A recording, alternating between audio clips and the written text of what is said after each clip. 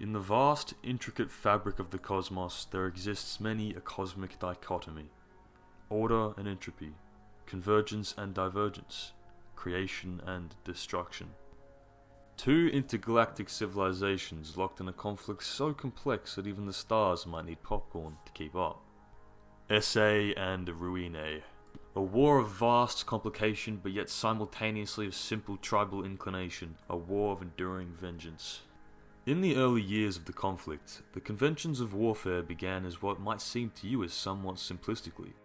Not that simplistically. Being technological equals, they'd obliterate the surfaces of each other's colony worlds, transforming once vibrant oceans and diverse biology into dark, blank spheres of scorched, crystallized remains that would serve as the canvases for what they'd do next. Which would be lasering continent-spanning equations, or more often insults, into the surface for the other side to see when they came across the remains. An extra "fuck you" on top of the already immense destruction. Sort of like sending a sarcastic "surprise" card, only with less glitter and more planetary annihilation.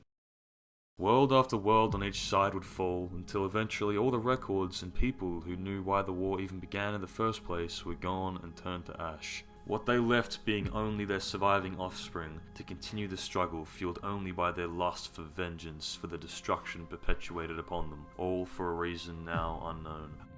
Perfect spiraling cascade of dominoes, composed purely of the very essence of retribution. This is how it was for millennia, but eventually the scars they inflicted upon each other needed to be deeper, more profound. And so, in their relentless pursuit of vengeance, they turned to the stars themselves. When a scientist from esse realized that those naturally occurring neutron stars that spin and fire twin space radiation lasers light years into space could be weaponized. So they threw a bit of Augustesianism into one to make the beam a little stronger and a little faster, and then pointed them at the ruinae systems. Ruinae, not having any pulsars in their side of the galaxy, said, "Fuck that," and threw a lot of Augustesianism into one of their neutron stars, and created their own pulsars to shoot not so naturally occurring space radiation beams right back at esse systems. Soon enough, both sides were mass producing their own artificial pulsars to decimate and sterilize each other, and weaponized stars became the new frontier of warfare.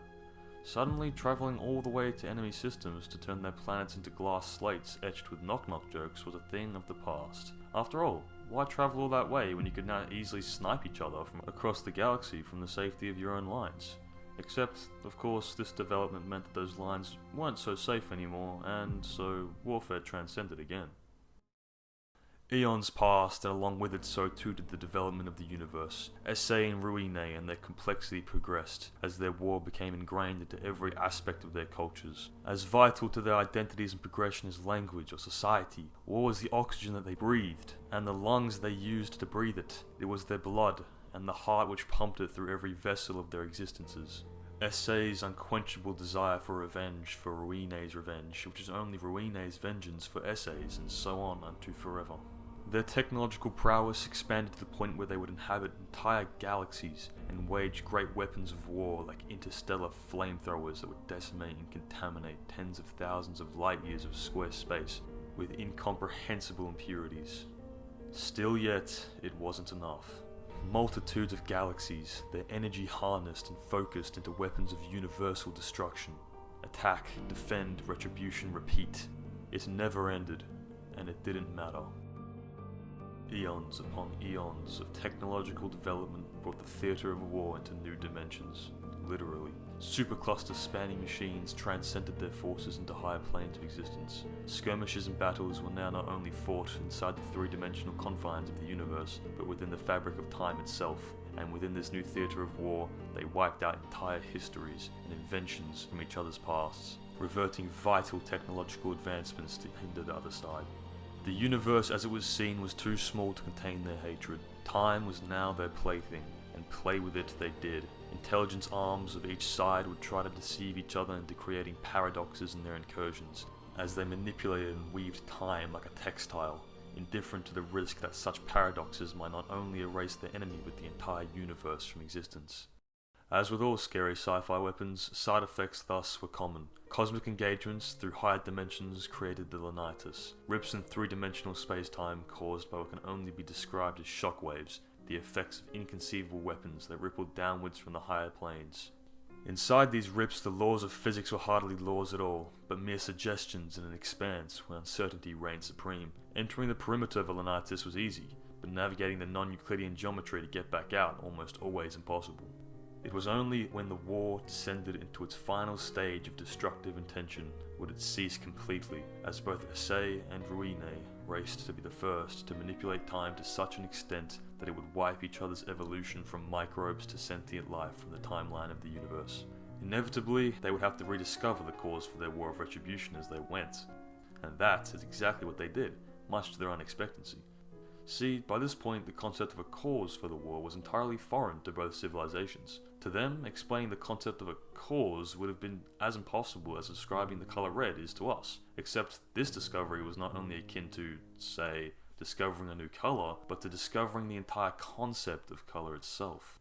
We don't know what esse and ruinae found the reason to be. Their records didn't state as much. Whatever it was, though, it was enough to end it all. Millions of years of fighting, through multiple planes of existence and universes of energy and matter expended in its effort, finished, just like that. No matter how meaningless they would have found the cause to be, surely it couldn't have mattered.